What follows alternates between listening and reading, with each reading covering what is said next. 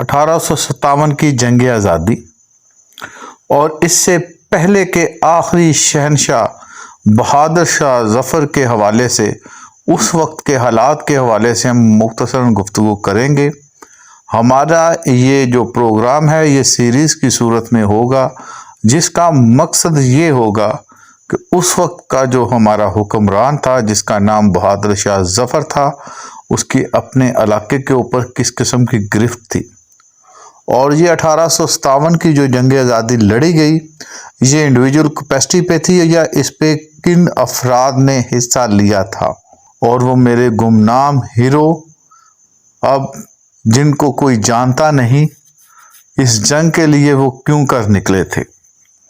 1897 की जंग आज़ादी के हवाले से हम कोई मफरूज़ा नहीं जनरेट करेंगे, हम उस वक्त के सियाको सबा को आपके सामने रखेंगे और फैसला आप खुद करेंगे कि आया कि ये 1857 की जो जंग आज़ादी इस वक्त हमें पढ़ाई जाती है, ये क्या वाकई ही हम अंग्रेज़ों से आज़ादी के लिए लड़ रहे थे। अस्सलामु अलैकुम वरहमतुल्लाहि वबरकातुहू। ये ज़हीरुद्दीन ज़हीर देहलवी जिनकी लिखी हुई बुक गद्दार 1857, उससे कुछ चीज़ें हमने अखज़ की हैं, वो आपकी नज़र करने जा रहे हैं।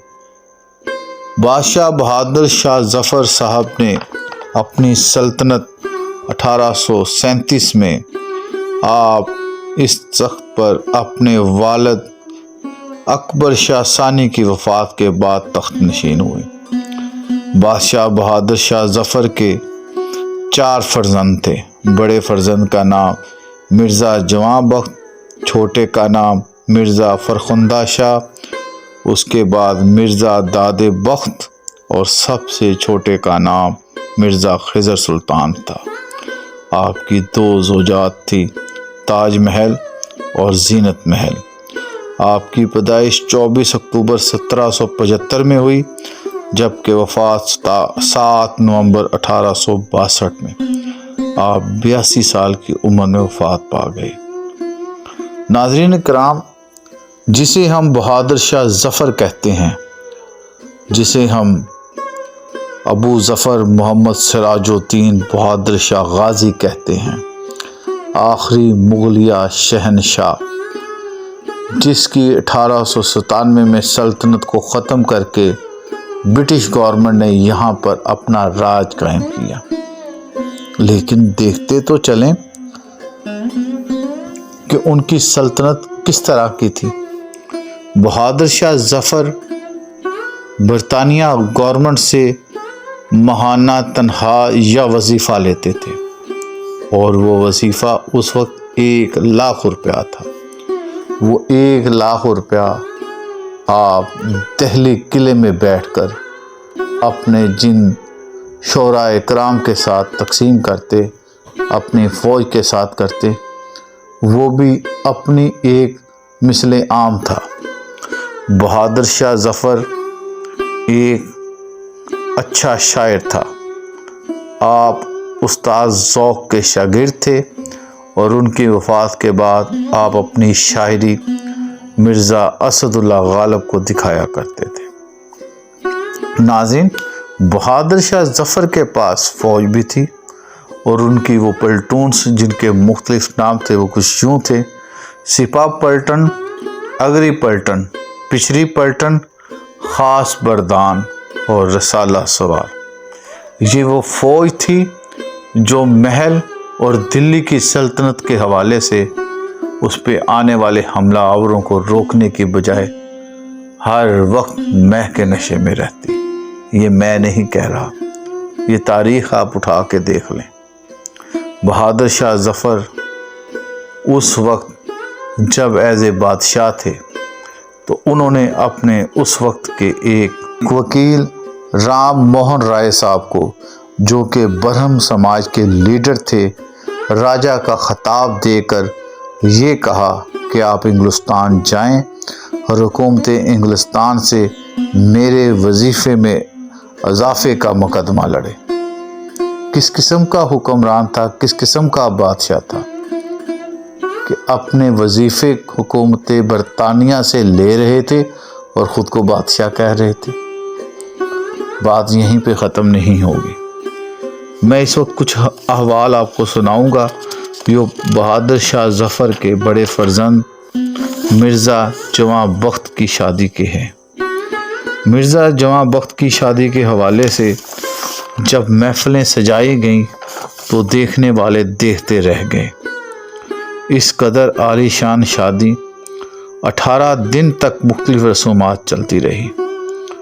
مرزا جواں بخت مرحوم کی ایسی رنگین محفلیں، ایسی تفریح دل فریب کہ اس کے حوالے سے یہ کہا جاتا ہے کہ آپ کی رسومات کو گنتے ہوئے انسان کی انگلیاں تھک جائیں۔